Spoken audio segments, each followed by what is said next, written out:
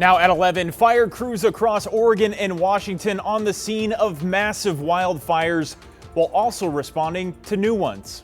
Those organizations are doing a sensational job and they're very busy this week. Plus, just days until a decision needs to be made on a final term sheet over funding renovations to the aging Moda Center. Making sure that the Blazers ownership is ready to commit to Portland. And a group of kids in Clark County show off their moves in a unique rodeo experience.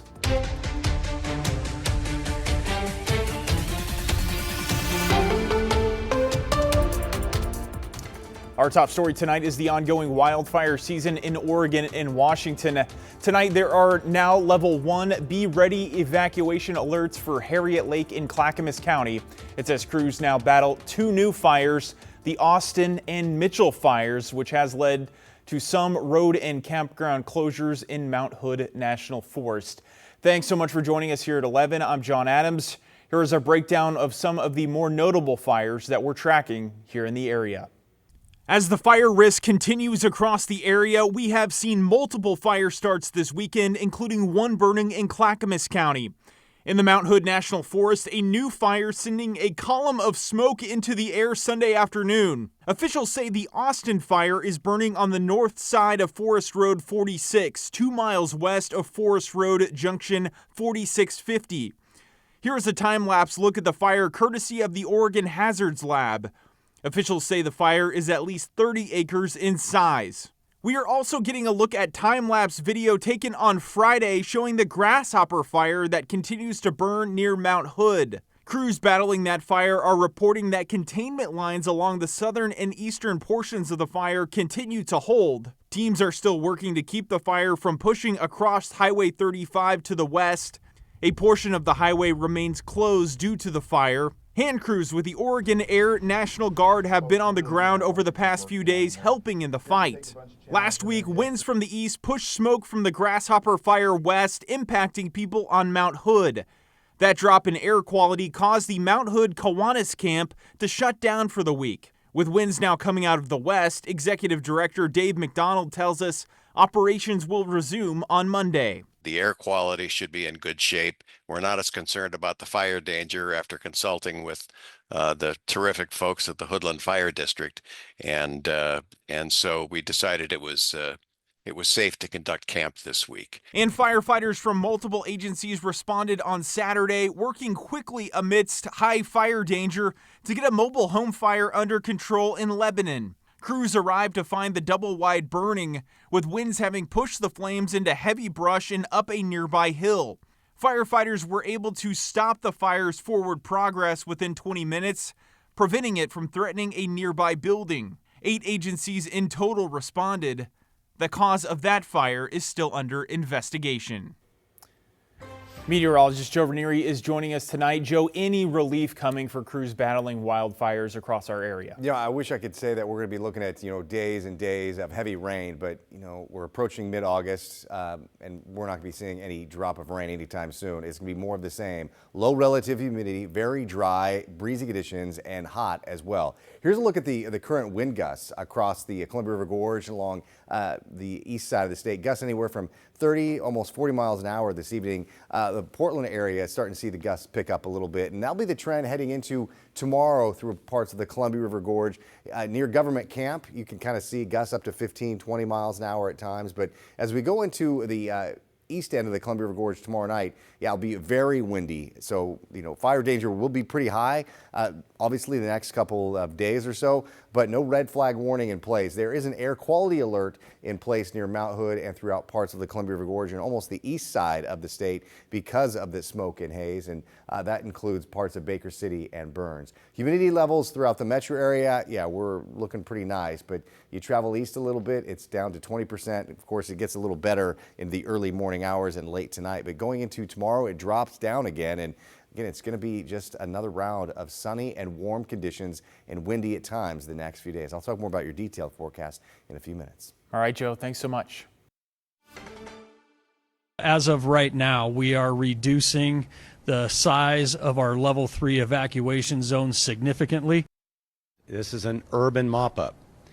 Every one of these residential homes pose a significant threat to the community, not just because of the heat, but because of the materials that were burned.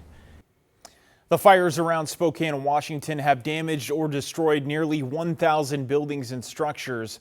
While progress is being made, some residents are now returning to their neighborhoods only to find their homes destroyed. About an hour or so south of Spokane, the Palouse River fire is now under control. Fire crews fought back other flames that sparked on Saturday, saving homes in the rural area. Evan Watson shares more on the aftermath. This smoldering pile is what's left of a train trestle that caught fire Saturday night, burning along the Palouse River east of Colfax, about an hour south of Spokane. Firefighters saved homes in the area, but the hillside and this area around those homes is scorched. A bridge on fire Saturday night as flames spread through a valley on either side of the Palouse River. One day later, the train trestle has collapsed into rubble, smoldering and smoking, metal bars bent.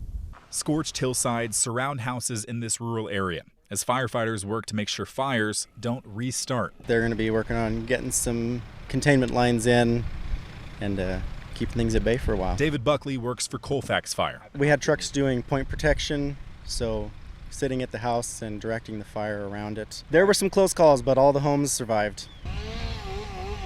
On Sunday, Washington State fire crews used a chainsaw and other tools to set a stronger perimeter around the fire damage. One woman living in this house on the hill said she was so grateful the fires didn't reach her home. She did not want to talk on camera.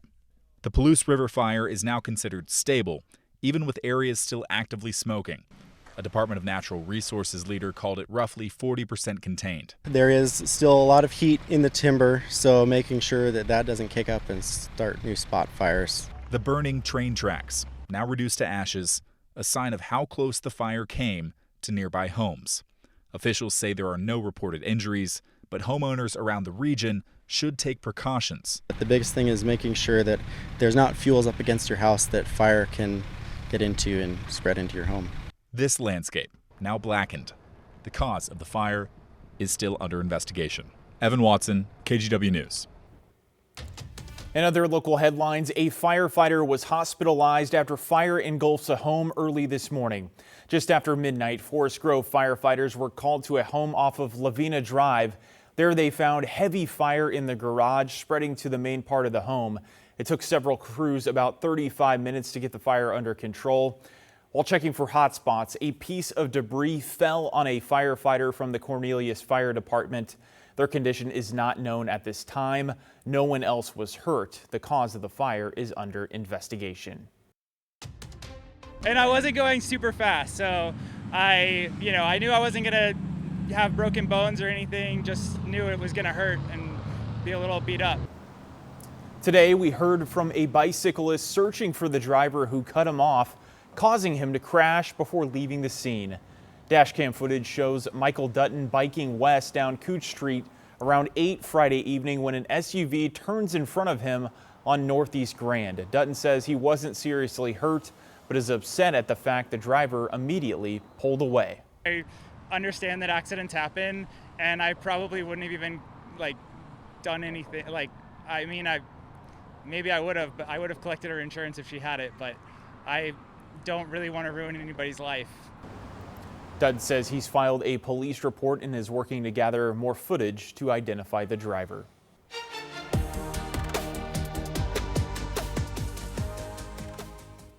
Well, today we heard from 2 Portland City Councilors who had their Moda Center term sheet amendments shot down in last week's meeting.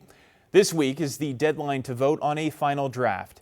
Jay Coulter has the story for us from the newsroom. I spoke with Councilors Samir Kanal and Candace Avalos after their amendments were stonewalled by the council last week to ask what they need to see get done to be a yes on Wednesday's vote, and both gave rather similar answers. Some kind of private investment is the hard line. How we get there, I'm flexible. Pretty cautious, but optimistic still that there will be the opportunity to actually talk about what we want as a return on investment. 19 different amendments shot down by the Portland City Council Thursday, mostly brought forward by the body's Progressive Caucus. 13 of the 19 with Candace Avalos's name on them as she pushes for some kind of return on investment. That can mean rent, that can mean name revenue sharing, that can mean the pilot, the property tax offset, that can mean making payment plans, that can mean lots of different things, but especially it can mean billionaire owners can give money like every other billionaire owner has into their investment. Samir Kanal put forth 4 amendments. Do you have a hard line? For the term sheet, I don't. And the reason I say that is because we have to identify sources of money later on. So the hard line I have is part of that. I will not vote to give money from PSEF to this project unless we can show that it is PSEF eligible. Also last week, the Multnomah County Commission advanced more than $100 million for the Moda Center renovation with plenty of amendments. So Kanal hopes the city can emulate that when they next meet. If we're able to have a real conversation now and say, all right, you've agreed to these dollar amounts, but how can we make the deal around those bones better? Then I think that helps. The county was able to do that. The city deserves the same.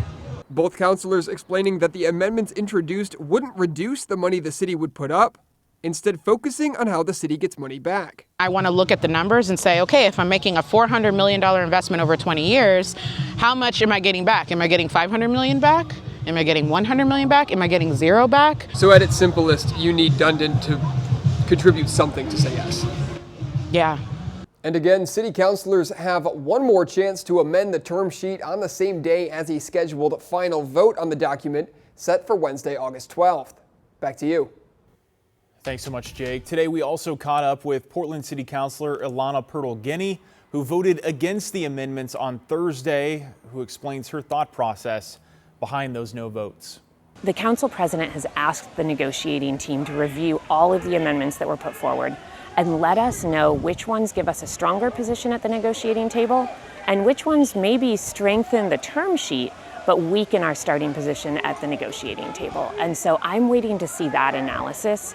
I don't want to add anything to that term sheet unless it strengthens our position at the negotiating table so that we can get that best possible deal for Portlanders.